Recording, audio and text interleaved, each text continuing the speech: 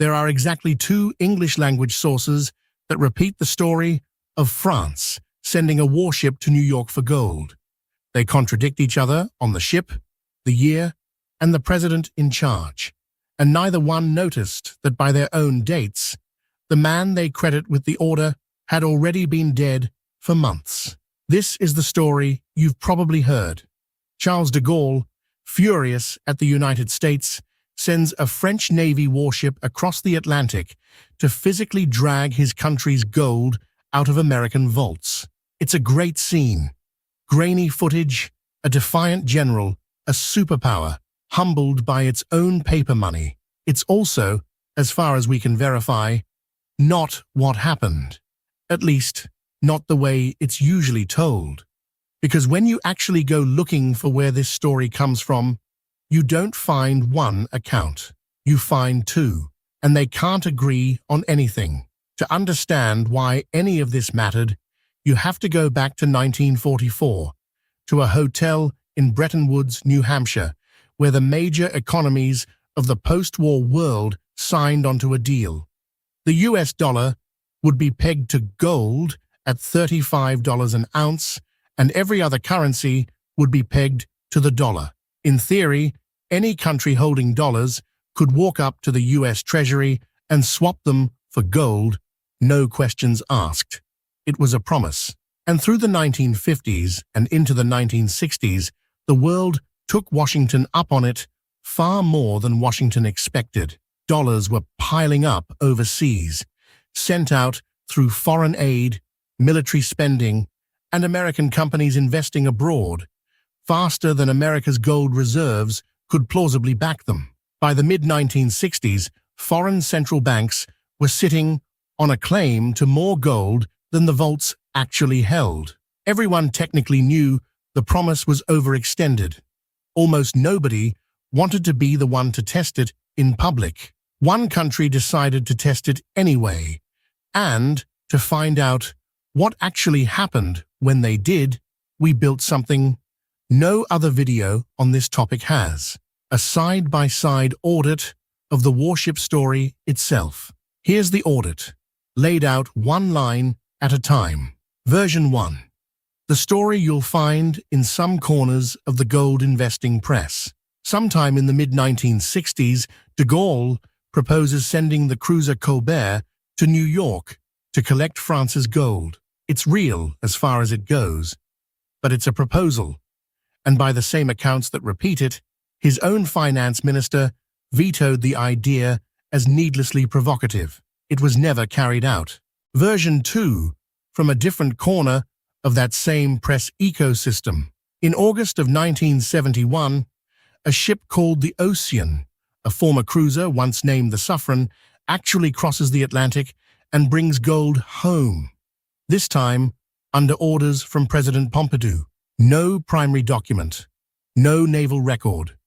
Just, in that source's own words, French newspapers of the period.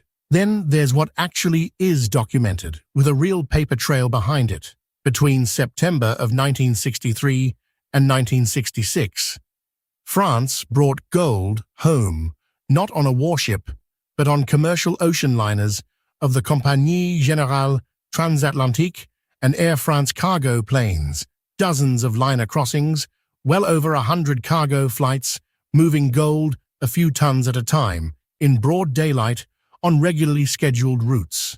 And then the line that breaks the whole legend.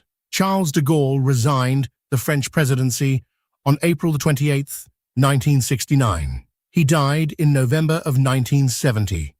Version 2 has him ordering a warship to New York in August of 1971, 9 months after his death.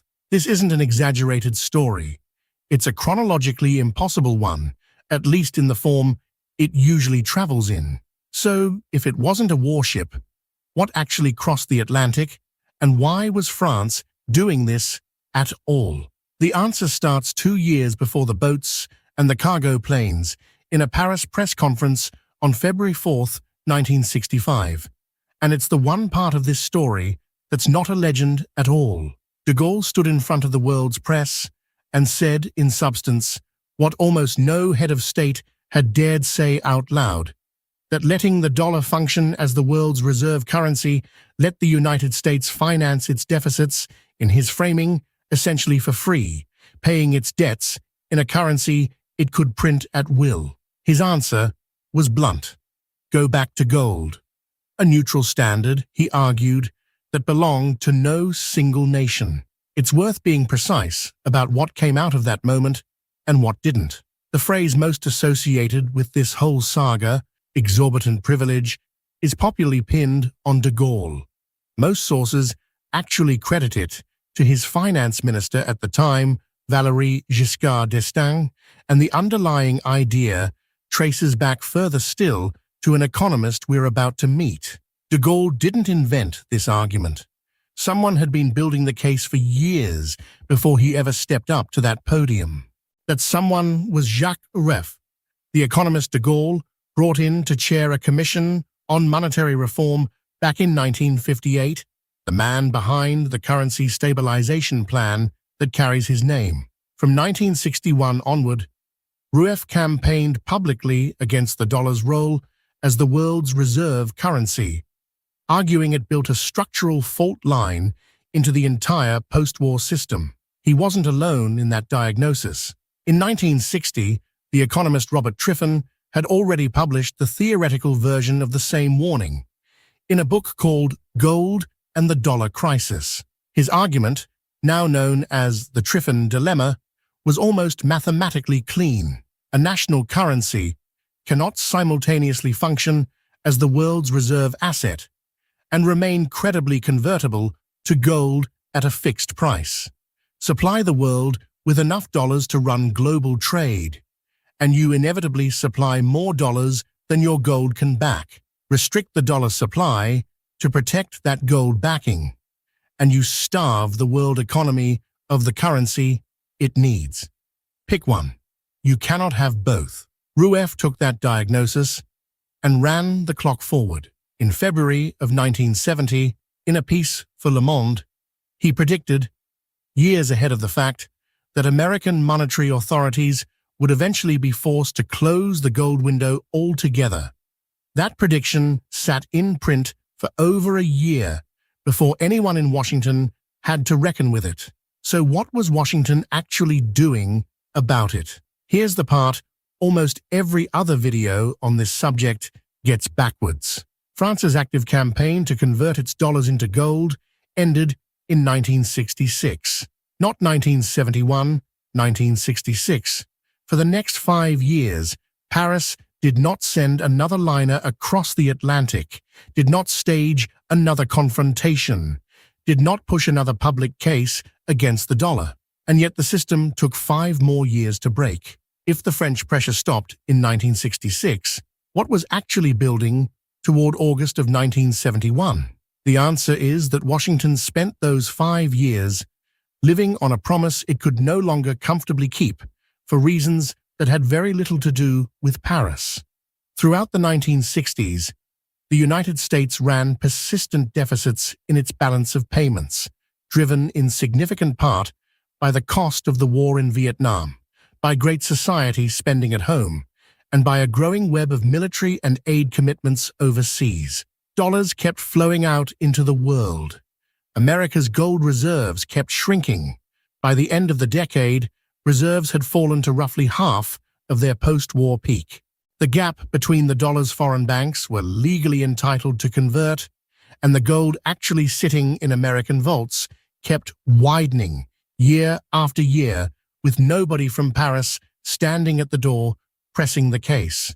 Rueff's warning from February of 1970 just sat there, unresolved, while the arithmetic quietly caught up with Washington on its own. By the summer of 1971, the promise Washington had been living on for 5 years finally came due, and it wasn't Paris that called it in.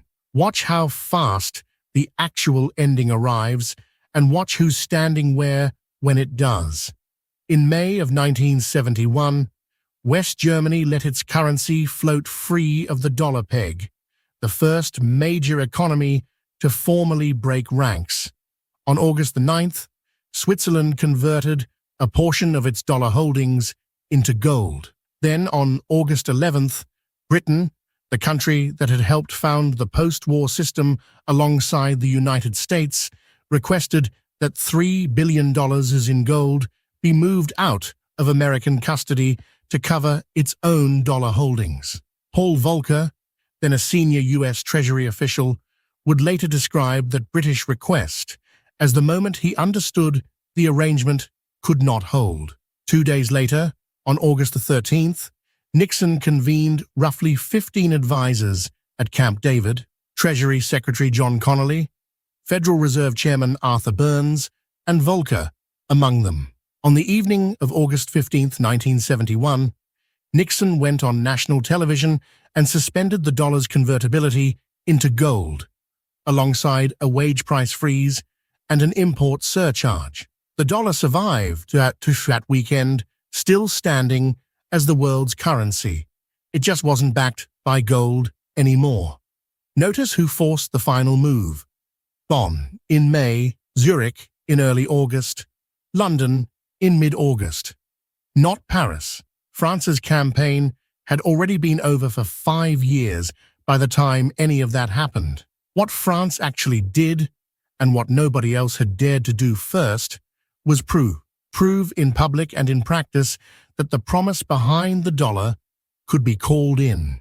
Washington spent 1966 through 1971 living on a debt it already suspected it couldn't pay. France wrote the indictment in 1965. Britain just happened to be the one that served it 6 years later. If this kind of forensic rebuild is what keeps you watching, taking the story everyone already assumes they know and checking it, line by line, against the actual paper trail, that's what this channel exists to do. Subscribe if you want more of it. There's a lot more of Bretton Woods left to unpack. The story didn't end at Camp David. In December of 1971, the major economies met at the Smithsonian Institution and tried to patch the system back together, devaluing the dollar against gold by roughly 8.5% and widening the trading bands around it. It held for barely over a year.